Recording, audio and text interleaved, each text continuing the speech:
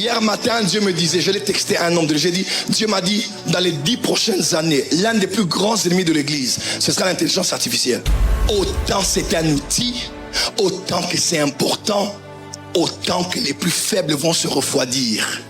Ne prieront plus, les pasteurs vont commencer à préparer leur message avec IA. L'intelligence artificielle ne donne pas tout. L'œuvre de la prédication, c'est l'œuvre de l'inspiration. Il nous faut des miracles. L'église n'est pas un centre de motivation. Ça va aller, tu iras bien. Non. Nous devons vivre à un Dieu vivant. Les aveugles doivent voir, les sourds doivent entendre, les morts doivent ressusciter. 3 types de chars. Premier type de char. Je priais, l'Esprit de Dieu m'a dit,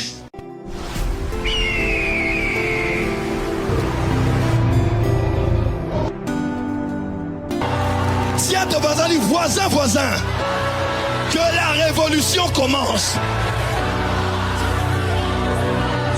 Écoutez-moi, j'aime la théologie.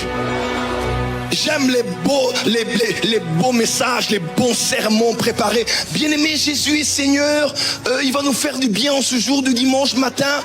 C'est bien, j'aime ça dans la francophonie. Mais les pains dehors là, les propriétaires de Louis Vuitton n'ont pas besoin de tes belles paroles seulement. Ils ont besoin de voir. J'aime les belles prédications et les beaux chants. Mais les milliardaires qu'il y a ici en Europe ont besoin, au-delà des paroles, ils ont besoin de voir des preuves. Pour qu'ils sachent qu'on ne prie pas parce qu'on souffre, on ne prie pas parce qu'on est désespéré, on prie parce qu'en lui, il y a les paroles de la vie. Dis à ton voisin, il faut des preuves. Aïe, aïe, aïe, aïe, aïe, aïe, aïe, aïe. Et il a dit, il y a des chars qui vous accompagneront. Et la Bible déclare dans Marc chapitre 16, voici les miracles qui accompagneront. Je décrète et déclare, la saison des miracles commence. La saison des miracles commence. Je déclare des miracles inimaginables. Des miracles incroyables. Au nom de... Et ce que j'aime, on a donné à tous des éléments d'épreuve, mais à Benjamin, on lui a donné une part largement supérieure. Est-ce que les Benjamins sont là? La génération de ceux qui sont nés là où Rachel était morte. Nous sommes cette génération sacrifiée. Une génération, nous sommes nés de nouveau avec les combats des autels, les combats des liens de nos familles. Nous avons perdu nos parents, perdu le travail. Nous servons Dieu de l'adversité. Autour du tombeau de Rachel, nous sommes nés. Et Rachel nous a appelés le fils de ma douleur. Heureusement que Jésus a changé. Il a dit, ils seront les fils de ma main droite. On ne nous appellera pas Ben-Oni, mais Benjamin. Est-ce que la génération Benjamin est là? Et Benjamin, c'était le cadet. Nous sommes les ouvriers de la dernière heure. Nous sommes la dernière génération. Nous sommes la dernière armée. Aïe, aïe, aïe, aïe, aïe, aïe, aïe, aïe. Nous sommes les derniers que Dieu suscite, qui allons apporter des preuves au monde pour dire que Joseph n'est pas mort. Jésus n'est pas mort. Mahomet est resté dans son tombeau. Bouddha est resté dans son tombeau. Mais le nôtre, le 3e jour, comment la terre pouvait retenir celui que l'univers ne peut contenir? Comment la terre pouvait retenir celui que l'univers ne peut contenir? Ah, mon Jésus, mon Jésus, mon Jésus, mon Jésus, mon Jésus, mon Jésus.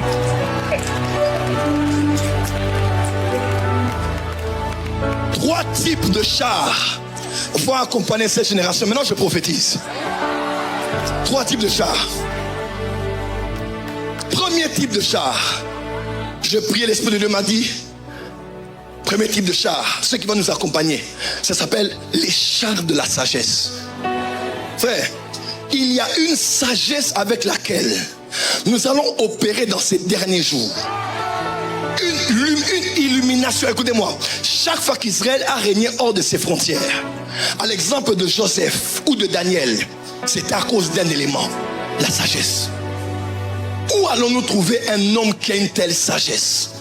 On dit Daniel avait une sagesse particulière, un esprit supérieur. L'Église règne dans le monde et doit dominer sur cette terre aujourd'hui. Et nous allons régner par la sagesse. Tu es couturier, tu travailles dans le bien-être, dans les make-up, dans les... Ta manière de travailler, on se dit, mais elle a appris ces choses où? Elle connaît ces choses d'où? Il y a une touche spéciale qui vient sur toi.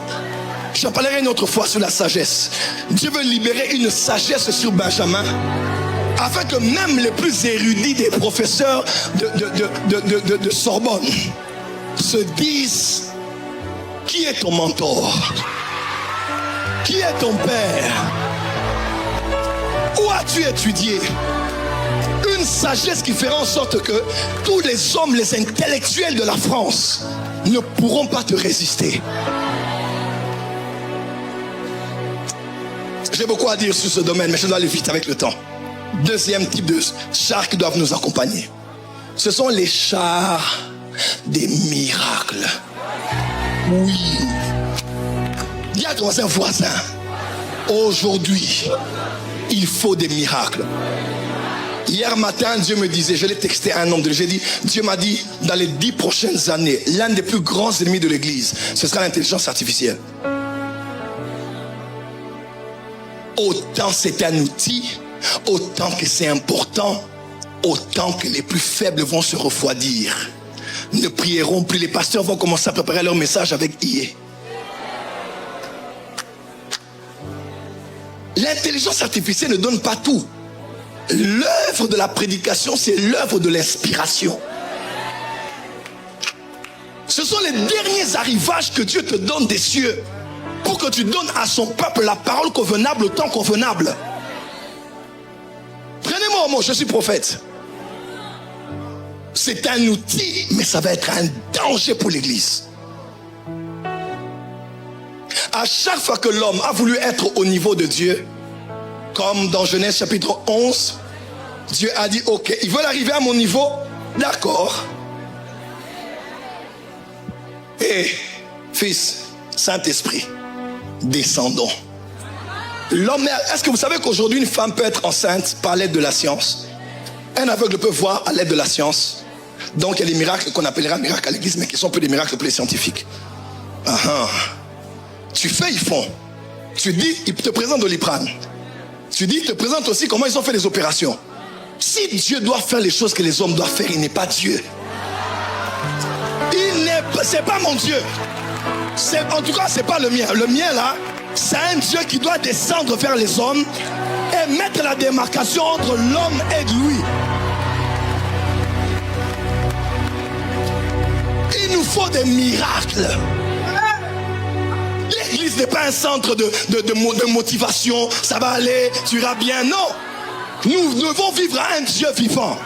Les aveugles doivent voir, les sourds doivent entendre, les morts doivent ressusciter. Dis Amen. Par an, combien de communiqués nécrologiques? Nous avons perdu telle sœur, tel frère.